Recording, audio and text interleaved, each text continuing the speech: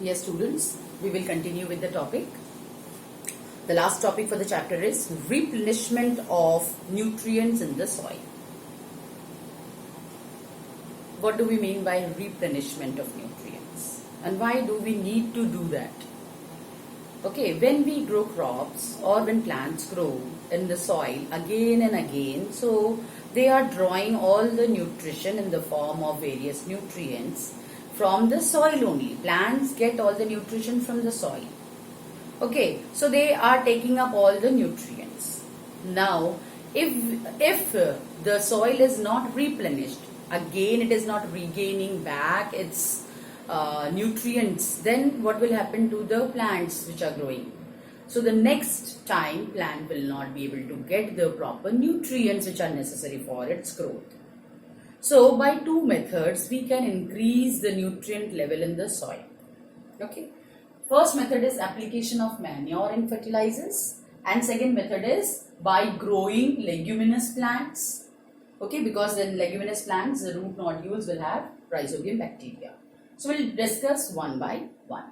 The first one is application of manure and fertilizer. What is manure? Manure is you can say natural organic matter which we are getting it by dead and decomposed materials, plants and animal product, okay, which are dead and decomposed, and then that organic matter we call it as manure, that we prepare it from natural substances, natural things like plants and animals. Fertilizers are chemicals. These are chemicals which are prepared in the laboratories, which can be applied to the soil to increase its nutrient level. Now, three important chemicals are there or nutrients are there which are necessary for the plant's growth. Out of that, nitrogen is the most important one. Apart from nitrogen, chemicals also provide nitrogen, phosphorus, and potassium. So these three are considered to be the most important apart from other nutrients. These three are considered to be the most important nutrients which every plants need. So in manure, they will get all sorts of nutrition, but these three nutrition is little less. So we need to go for these chemicals, okay, and we need to be very careful whenever we are using any type of chemical. We should not overuse them. If we overuse, then again they will have some disadvantages.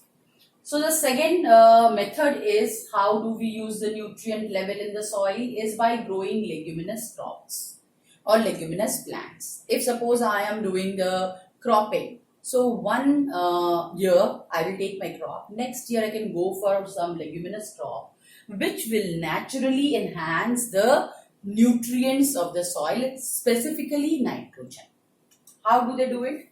These leguminous plants, the roots of these leguminous plants, they have this type of swollen nodes called nodules.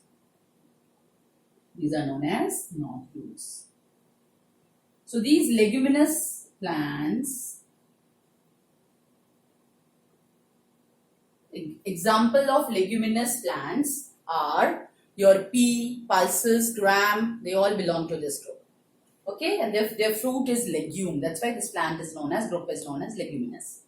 They have nodules. Inside this nodule, a bacteria called rhizobium. Inside this nodule, rhizobium bacteria is present. Okay. So, how they are associated? They are associated symbiotic association. We have learned this earlier also. What is symbiotic association? Where two organisms, they benefit each other. They help each other. They support each other. So, here rhizobium bacteria is getting the shelter, to place to live. Okay. So, they will be staying inside the nodule. Fine. Second thing is what they are doing for the plant. They will fix the atmospheric nitrogen. Nitrogen which is present in atmosphere, they will fix it and convert it into nitrogenous compounds, salts. These nitrogenous compounds are made available to the plants and even to the soil. So plants can take it, use it, and it will benefit. At the same time, it is being added to the soil. This is how naturally we can use this for natural, replenishment of nutrients in the soil. Okay? Thank you.